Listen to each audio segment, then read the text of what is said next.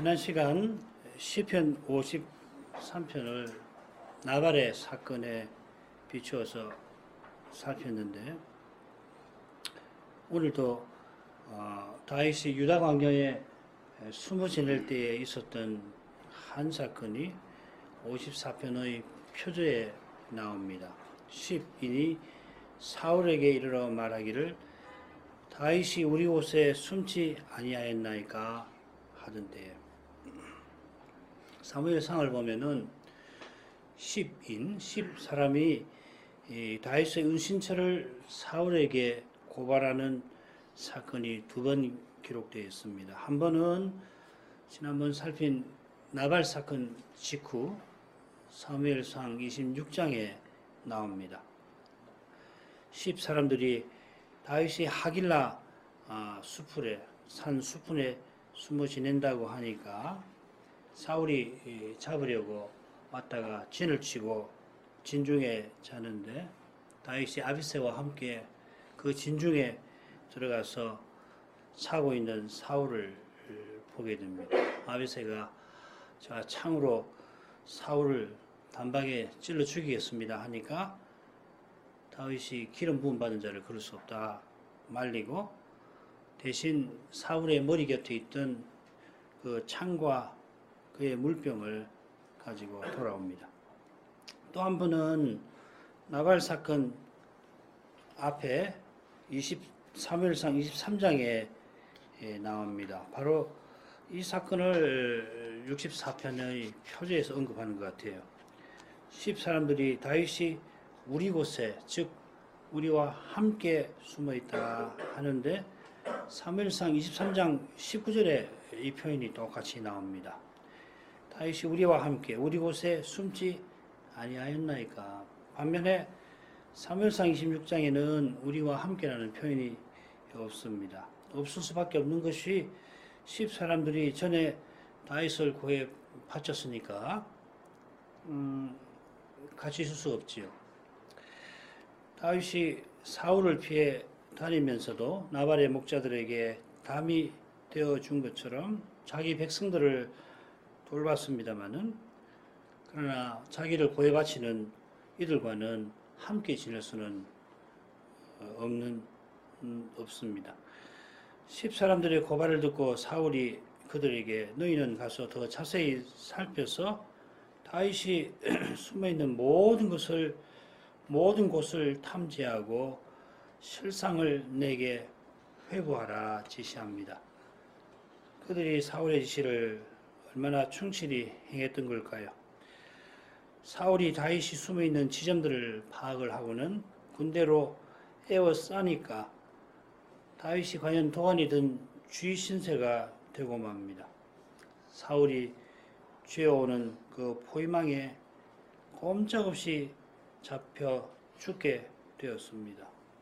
바로 그때에 사자가 와서 블레셋이 침공했다 소식을 전하고, 그 소식에 사울은 다잡은 다윗을 포기하고 그만 돌아갑니다. 자, 이런 배경에서 54편을 5단락으로 나누어 살필 것입니다. 1, 2절에 시인의 기도가 나오고, 3절에는 시인이 처한 현실, 그리고 4절에는 시인의 고백이 나옵니다. 하나님은 나를 돕는 자시라. 5절에는 시인이 내 원수에게 하나님이 심판해 주시기를 구하는 내용이고요. 간구죠. 그리고 6, 7절은 시인의 감사가 나옵니다. 1, 2절 읽겠습니다. 하나님이여 주의 이름으로 나를 구원하시고 주의 힘으로 나를 판단하소서. 하나님이여 내 기도를 들으시며 내 입의 말에 귀를 기울이소서. 시인이 하나님이여 하고 시를 시작합니다. 2절 처음에도 똑같이 하나님이여 하면서 부르짖었습니다. 1절도 시인이 간절히 기도하는 그 내용인데, 2절에 그는 내 기도를 들어주십시오 호소합니다. 조금 전에 다윗이 지금 어떤 형편에 있었는지 살폈는데, 그의 심정을 우리가 참으로 헤아릴 수가 있겠습니다. 참된 기도는 언제나 그런 형편, 그에 따른 심정에서 나옵니다. 형통한 때에도 여전히 우리는 하나님의 구원이 절실한 처지에 있고 하나님의 뜻을 쫓아 행하는 그때에도 우리는 하나님 앞에 아무 자격 없는 종에 불과합니다. 내 선행을, 내 순종을 들어서 주님 앞에 감히 무엇을 요구하지 못합니다. 죄 있는 피조물은 겸손히 주의 자비와 은혜를 구할 뿐입니다. 우리가 행한 가장 선한 행위에도 우리의 부패와 연약이 거기 있습니다. 날마다 우리는 그리스도의 공효가 절실합니다. 그처럼 구원은 오직 하나님의 이름, 그분의 힘에 있습니다. 다윗이 십 황무지 하길라 산에서 다윗의 군대에 에워 쌓였던 그 형편에 비춰보면은 주의 이름으로 나를 구원하소서 하는 그의 심령을 능히 헤아릴 수 있습니다. 사람으로서는 꼼짝없이 갇혀 벗어날 수 없는 형편이었습니다. 지금 다윗의 형편도 사무엘하 상 23장의 형편도 사람으로서 벗어날 수 없는 그런 것입니다마는 더욱 벗어날 수 없는 형편이 있습니다. 그것이 곧 죄와 사망의 권세에 갇힌 상태입니다. 다윗의 보호와 사랑을 받고도 나 하나 살자고 다윗을 고발하는 십 사람들, 또 그일라 사람들의 상태입니다. 23장 그 전반부에 보면 그일라 사람도 똑같이 사울에게 고해바쳐서 다윗을 죽음에 빠뜨리려고 하죠. 사울의 군대의 포위에서 벗어나는 것이 그야말로 급선무입니다마는 죄의 권세에서 벗어나는 일은 언제나 급선무이고 무엇보다 급선무입니다. 사울은 물론이고 블레셋까지 제압하고 태평성대를 내려갔던 그 시대에 다윗이 밧세바를 취한 그 일로 나라는 풍전등화처럼 되었습니다. 하나님 문제로 교회가 든든히 서나갈지라도 작은 죄 하나에 든든한 토대가 얼마든지 언제든지 무너질 수 있습니다. 이 어두운 데서 벗어나는 길은 오직 주의 이름에 있습니다. 주의 이름으로 구원하심은 하나님이 여호와로서 언약하신 대로 행하심입니다. 너희는 가만히 있어 내가 하나님 됨을 알지어다 하신 대로 친히 언약을 이루십니다. 그래서 자기를 드러낼 때 그걸 주의 이름이라고 하는 겁니다. 다윗이 지금 사울의 군대에 포위되어 꼼짝없이 당할 참인데 말씀대로 친히 하나님 됨을 드러내 주실 것을 구합니다. 하나님 됨을 친히 드러내시는 그 힘을 일러 전능이라 우리가 부릅니다. 전능은 무엇이든 행할 수 있음인데 특별히 언약의 약속을 이루는 일에 무엇이든지 하실 수 있음을 가리킵니다. 언약을 이루시는 일에 그러하시다 하는 데에 실로 그분의 능력에 거룩하심이 있습니다. 하나님은 무엇이든 하실 수 있는데 스스로 언약 이루는 일에 매이십니다. 만일 매이지 아니하신다면 죄 있는 우리가 하나님의 전능하심에 얼마나 두려워하게 되겠습니까? 하나님이 지극히 의로우셔서 그 완전한 의를 따라 우리를 판단하시면 우리는 어떻게 됩니까? 혹 우리가 온전히 순종했다 하더라도 뭐든지 하실 수 있는 그분이 마음을 혹 바꾸신다면 그러면 우리의 구원은 어떻게 되는 것입니까? 아무도 구원을 확신할 수 없게 될 겁니다. 게다가 우리가 죄인인데 어떻게 구원을 확신합니까? 그러나 하나님이 언약 이루시는 일에 뭐든지 다 하십니다. 심지어 우리 인생이 언약을 어겼는데도 친히 언약을 온전히 이루십니다. 하나님이 우리 대신 언약을 어긴 저주와 형벌과 진노를 담당하셨습니다. 담당하시려고 그분은 사람이 되셨습니다. 이런 일을 인생 가운데 누가 생각이나 하였습니까? 혹 비상해서 생각했다 하더라도 주를 가르치겠느냐 하신 말씀대로 감히 누가 주께 그런 일을 가르칠 수 있겠습니까? 이사야의 예언대로 그리스도의 십자가는 사람이 마음으로도 생각하지 못하던 것입니다. 오직 하나님 마음에 비밀로 있다가 마침내 계시되었습니다. 계시됐지만은 인생이 스스로 깨닫지 못해서 하나님의 마음을 다 아시는 성신이 사도에게 깨닫게 하셨습니다. 깨달은 사도가 그리스도와 그의 십자가에 못 박히신 그 외에는 아무것도 알지 않기로 작정하고서 힘써서 전했는데 그 일도 성신만이 하시는 일입니다.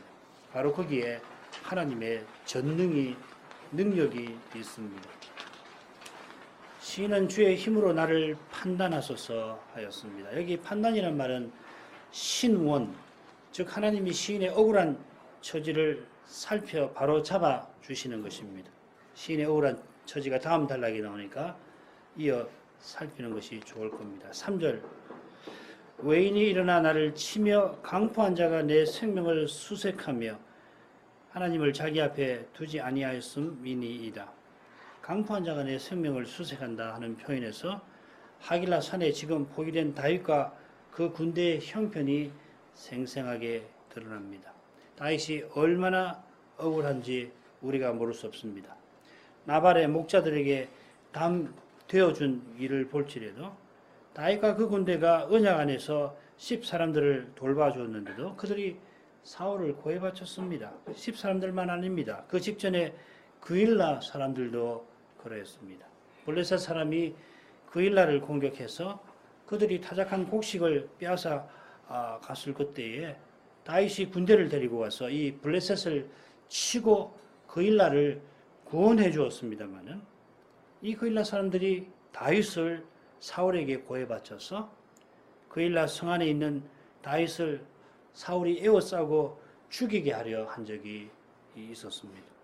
하나님께서 대지상의 에봇을 통하여 사울과 그일라 사람들의 그 악한 계획을 미리 알려주셔서 망정이지 하마터면 다윗은 자기 백성의 손에 죽을 뻔했습니다. 그 후에 그 성을 이제 그일라 성을 공격받기 전에 포위당하기 전에 빠져나갔던 거죠.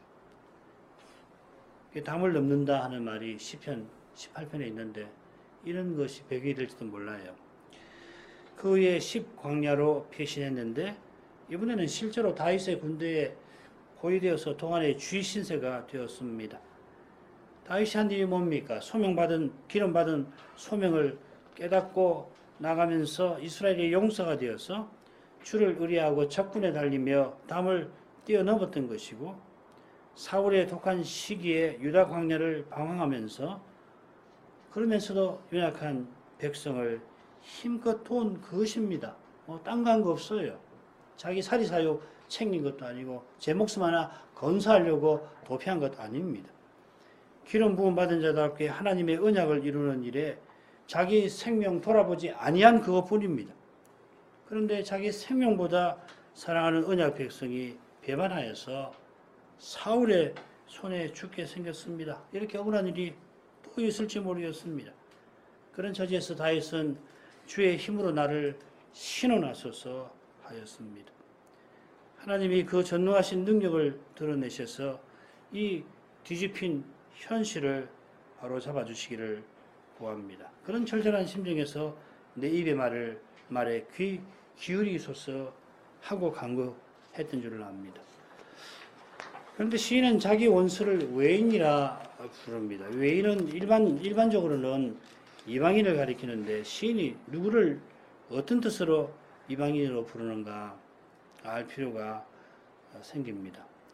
시편 86편 14절을 읽어보겠습니다. 하나님이여 교만한 자가 일어나 나를 치고 강포한 자의 무리가 내 혼을 찾아 싸우며 자기 앞에 줄을 두지 아니하였나이다. 참 53편 4편 3절과 비슷하지요. 단어 몇 개만 틀리고 같습니다. 여기 외인 대신 교만한 자가 나옵니다. 두 단어가 히브리어로는 다른 낱말인데 발음이 매우 비슷합니다. 자림, 제림. 외인은 폭력으로 시인의 목숨을 노리는 자들이고 시편 53편 나발처럼 하나님을 자기 앞에 모시지 않는 자들입니다. 시편 86편에서는 교만하다고 했지만 여기서는 외인이라고 불렀는데 그것은 그들이 사실상 언약 바깥에 있는 사람임을 가리키는 듯합니다. 군대를 이끌고 기름 부음 받은 다윗을 죽이려는 사울이나 다윗의 도움을 받고도 그를 사울의 손에 넘기는 10사람들은 겉으로야 이스라엘 백성입니다마는 그러나 언약을 허물려 하는 사람입니다. 다윗을 죽여버리면 언약은 어떻게 되는 것입니까? 이것은 이방 나라가 하려는 짓입니다. 한 가지 흥미로운 사실은 일어나 치고 생명을 수색한다 하는 이 표현이 나발의 아내 아비가일이 다윗에게 이야기한 대목에 그대로 나온다는 사실입니다. 사무엘상 25장 29절에 나옵니다. 아비가일은 사람이 일어나 다윗을 치고 그 생명을 수색하려 해도 내 주 다윗의 생명은 내 주 하나님 여호와와 함께 생명 싸개 속에 쌓였을 것이요 하였습니다. 아비가일이 10사람의 일을 겪은 후에 다윗이 쓴 이 시를 듣고는 인용한 걸까요? 말하자면 다윗이 쓴 시를 다윗의 사람들이 외워 불러서 이 시가 유다 광야 지역에 퍼졌던 것일까요? 아무튼 아비가일이 다윗의 시를 인용했다면 다윗이 아비가일의 충고를 아마 더 잘 받아들였을 것 같아요. 자기가 한 말이거든. 다윗의 원수들이 하나님을 자기 앞에 두지 아니하였습니다마는 하나님 말씀은 다윗의 어려운 현실에서도 능력 있게 역사하였습니다. 사도가 옥에 갇혔어도 하나님의 말씀이 갇히지 않았던 것 같지? 당장이는 말씀과 어긋나는 현실이 펼쳐지는 것 같아도 실은 그 현실을 통하여서 말씀은 여전히 이루어져 갑니다. 다윗을 기름 부으신 뜻은 이루어져 갑니다. 사람들이 하나님을 자기 앞에 두지 아니할지라도 하나님 앞을 아무도 가로막지 못합니다. 4절 하나님은 나의 돕는 자시라 주께서 내 생명을 붙드는 자와 함께 하시나이다. 원수들이 자기 앞에 하나님을 모시지 않고 마치 하나님이 아니 계시는 것처럼 시인의 생명을 기름 부음 받은 자의 생명을 노립니다마는 그런 현실에서 시인은 보라 하며 하나님을 고백합니다. 참된 고백은 말씀과 어긋나 보이는 현실에도 결코 허망하지 않습니다. 오히려 더욱 참됩니다. 참된 고백이 하나님에게서 오는 까닭입니다. 만일 사람뿐이라면 낙담한 절규와 교만한 자랑이 이 세상을 가득 채우겠습니다마는 하나님이 여전히 절망적인 현실을 그분의 손안에서 주장하고 계시므로 낙심한 인생의 입에서 참된 고백이 나오게 하십니다. 말씀이 여전히 이루어지는 까닭이고 증거입니다. 시인은 하나님을 나의 돕는 자라고 고백하는데 이 현실에서 돕는 자라고 하는 말이 의미심장한 뜻을 가질 수 있습니다. 이 돕는다는 낱말은 다양한 상황에서 물론 사용됩니다만은 근데 조사해 보면 대부분은 전쟁 상황에서 이 말이 사용됩니다. 사울이 지금 군대를 끌고 와서 다윗과 그의 부하들을 포위한 상태인데 하나님이 거기서 벗어나게 하실 것을 다윗은 확신하며 고백합니다. 얼마 전에는 그엘라 성중에서 벗어나게 갇혀서 망할 뻔했는데 하나님의 도우심으로 그런 위기에 떨어지지 않았습니다. 이제는 이미 사울의 군대에 포위되어서 도간의 쥐신세입니다마는 그런 형편에서도 하나님의 도우심을 다윗은 고백합니다. 어떻게 하실지 그는 잘 알지 못합니다. 사람의 눈에는 하나님의 도우심도 무력하게 보일 만큼 하나님도 도우실 수 없는 것처럼 보일 만한 처지입니다. 그러나 그는 주의 약속을 붙듭니다. 어떻게 도우실지는 모르나 틀림없이 도우실 줄 믿습니다. 우리는 하나님이 그를 어떻게 도우셨는지 압니다. 사울이 이제는 내가 다윗을 잡았다 확신하였을 그때에 갑자기 사자가 와서 블레셋의 침공을 알립니다. 얼마나 다급한 처지인지 사울은 다 잡은 그 다윗을 포기하고 이미 여러 번 실패했잖아요. 이번에는 놓칠 수 없는 기회인데 그러나 얼마나 다급하게 와서 전했든지 그는 포기하고 블레셋을 치러 갑니다. 사자가 조금 늦게 당도해도 사울이 붙잡혀 목숨을 잃었을지 모릅니다. 다윗이 이제는 틀렸구나. 이제는 별 수 없구나. 그렇게 할 만한 그때에 다윗의 부하들은 그랬겠죠. 그때 간절히 하나님의 도우심을 구했는데 바로 그때 하나님이 친히 사울을 돌려 보내셨습니다. 다윗이 하나님을 내 생명을 붙드는 분이라고 고백한 그대로 하나님이 역사하신 것입니다. 한글 개역은 하나님이 내 생명을 붙드는 자와 함께 계신다, 함께 하신다 했는데 그보다는 내 생명을 붙드는 분으로 계신다. 여러분 갖고 계시는 성경, 우리 성경 각주를 따르시는 것이 좋습니다. 내 생명을 붙드는 분이다 하고 번역하는 것이 표제의 내용에 비추어도 낫습니다. 아비가일이 다윗이 생명 싸개 속에 쌓였다 표현했는데 이 생명 싸개가 뭐냐면은 양을 셀 때 그 돌을 넣는 주머니입니다. 양 한 마리가 있으면 돌 하나 넣고 그래서 목자가 해 아래서 그 돌을 주머니에 넣고는 그처럼 자기 양들을 하나도 빠뜨리지 않고 보호를 하듯이 목자이신 하나님이 자기 백성을 보호하신다 하는 듯이 생명 싹에 쌓였다는 말입니다. 사자나 곰이 달려들어도 목자가 자기 양을 빼앗기지 않으려고 싸우는데 다윗이 그랬잖아요. 하나님은 얼마나 단단히 보호하시겠습니까? 얼마나 보호하시는지 주님은 저희를 내 손에서 빼앗을 자 없느니라. 만유보다 크신 아버지의 손에서 그들을 빼앗을 수 없다고 하셨습니다. 여전히 사울의 포위에 갇혀 있습니다마는 다윗은 생명 싸개 속에 있음을 생각합니다. 5절입니다. 주께서 내 원수에게 악으로 갚으시리니 주의 성실하심으로 저희를 멸하소서. 2절에서 하나님의 신원을 간절히 구했는데 이제는 확신합니다. 하나님께서 틀림없이 언약을 허무는 일을 막고 친히 언약을 이루실 것인데 이를 위하여 언약 허무는 자들에게 악이 돌아가게 하실 것입니다. 악이 악인을 죽일 것이라 하는 말씀을 여러분 기억하실 겁니다. 악인이 악을 추구한 까닭에 악을 받게 하십니다. 지옥에 가는 것은 지옥을 추구했기 때문이고 천국을 참으로 추구한 사람은 천국에 들어갑니다. 물론 천국 구하는 사람은 밭에 보화를 얻고자 자기 재산 전부를 팔고 좋은 진주를 구하고자 자기 소유를 다 파는 사람과 같습니다. 그렇게 천국을 추구하는 거지 이 세상도 즐기고 뭐 하나님 나라도 갈 수 있으면 가지 그런 건 아니죠. 하나님 나라가 무엇인지 아니까 자기 전부를 들여서 그 나라를 얻고자 합니다. 그 사람은 천국에 들어갑니다. 하나님의 의를 추구하지 아니하고 사람의 뜻을 추구하는 사람은 사람의 뜻이 다 무너지는 것을 마침내 보게 될 것입니다. 그날 밤낮 부르짖는 택하신 자들의 원한이 다 풀어질 것입니다. 하나님이 신원하실 것입니다. 시인의 확신은 주의 성실하심에 서 있습니다. 하나님이 얼마나 성실하신지 베드로 사도는 하루를 천년같이 여기신다 하였습니다. 그처럼 선지자 이사야는 하나님의 성실하심을 하나님의 열심이라고 표현합니다. 여호와는 졸지도 주무시지도 않고 자기 백성을 지키시는데 그러한 성실하심으로 언약을 지키십니다.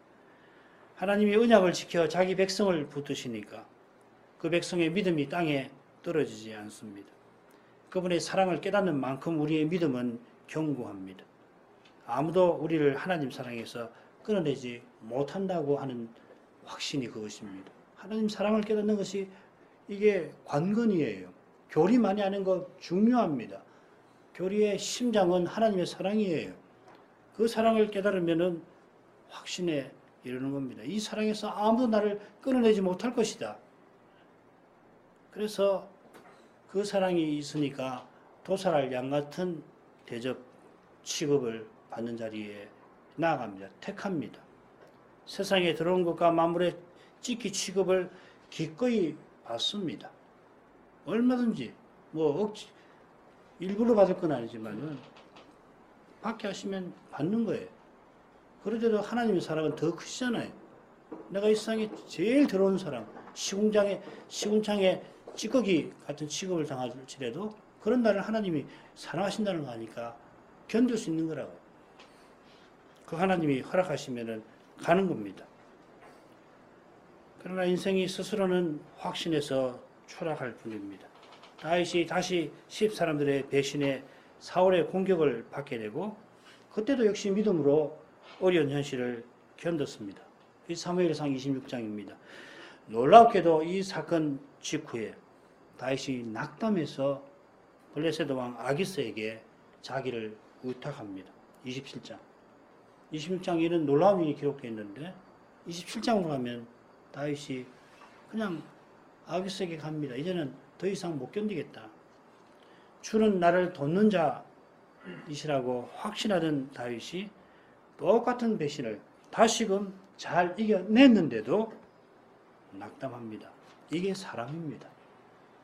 똑같은 걸 또 이겼으니 더 경고해줘야 되는 거 아니에요? 물론 그럴 수도 있습니다만은 놀랍게도 낙담하고 떨어집니다. 사람은 실로 연약합니다.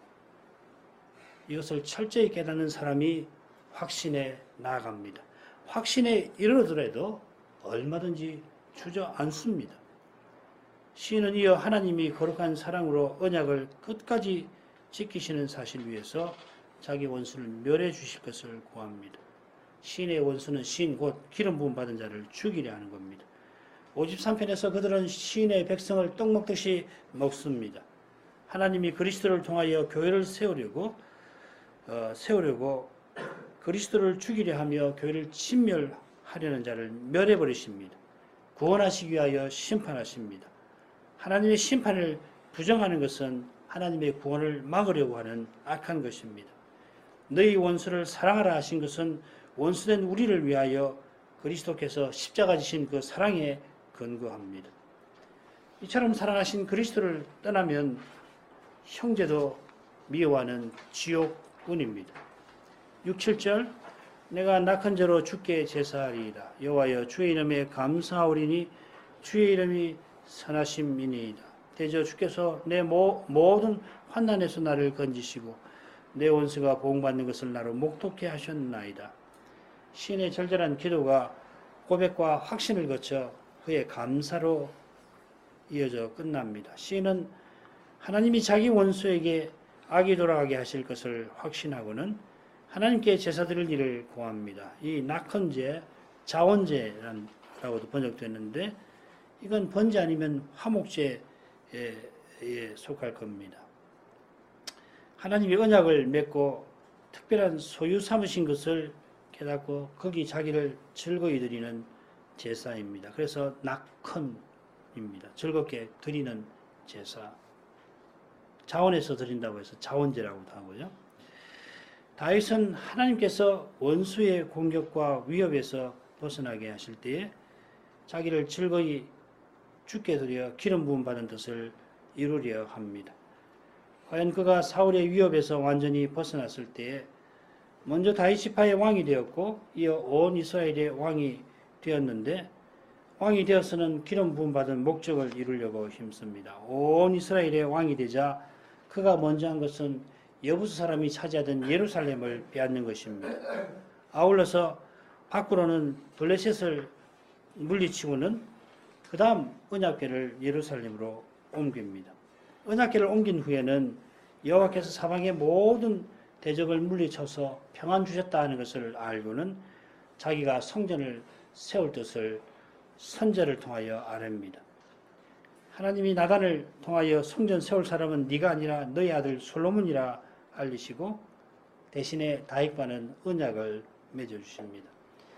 역대기는 언약 체결 이후에 다윗이 전쟁 벌인 일을 기록한 다음 성전 건축을 준비하는 일에 힘쓴 것을 주로 기록합니다. 아래 나오는 도표는 참고하시는데 성전을 지으려고 하는 다윗의 심정에 비추어서 역대기 상 11장부터 29장이 기록된 것을 확인하실 수가 있을 겁니다. 주의 이름에 감사하오리니 주의 이름이 선하심이니이다. 이 표현은 다윗이 언약궤를 예루살렘 장막에 모셔올 때 솔로몬이 성전을 완성하여 언약궤를 마침내 지성소에 모실 때 레인들이 찬송하던 그 찬송의 핵심 내용입니다. 다윗은 하나님이 영광 보좌를 펼쳐 거룩한 통치를 펼치시는 그 광경을 바라보면서 감사의 찬송을 드릴 것을 구하는 것입니다. 여기서 첫째 단락과 같이 주의 이름이 나옵니다.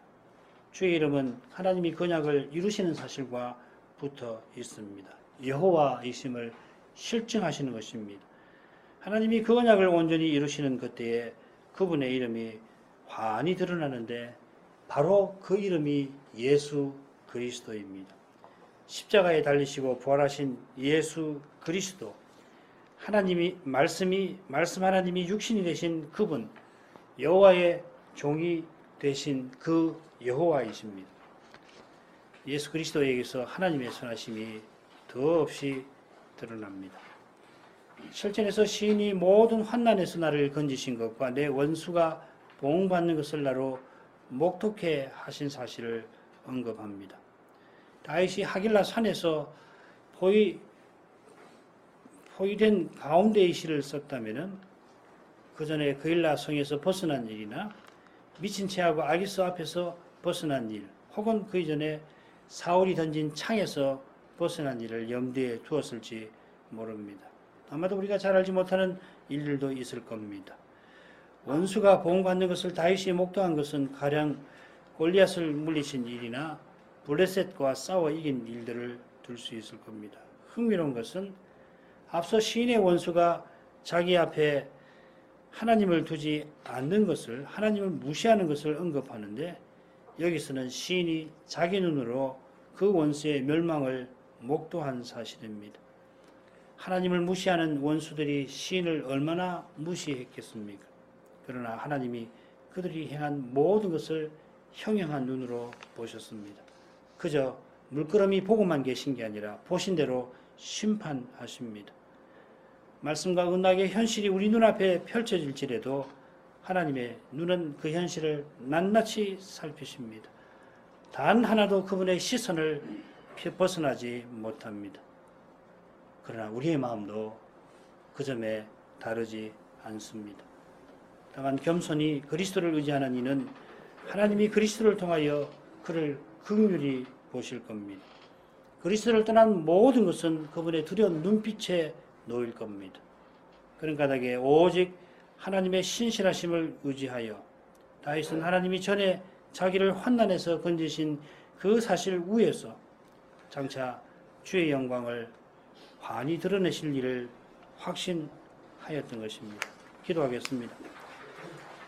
거룩하신 아버지, 다윗이 어려운 중에도 언약 백성을 돌보며 섬겼지만 자기 생명보다 귀하게 여긴 자기 백성이 사울에게 자기를 고해 바쳐서 그와 그의 군대가 꼼짝없이 죽임 당할 처지에 떨어졌을 때 다윗이 하나님의 성실하심을 의지하여 간절히 주의 구원을 간구하였습니다.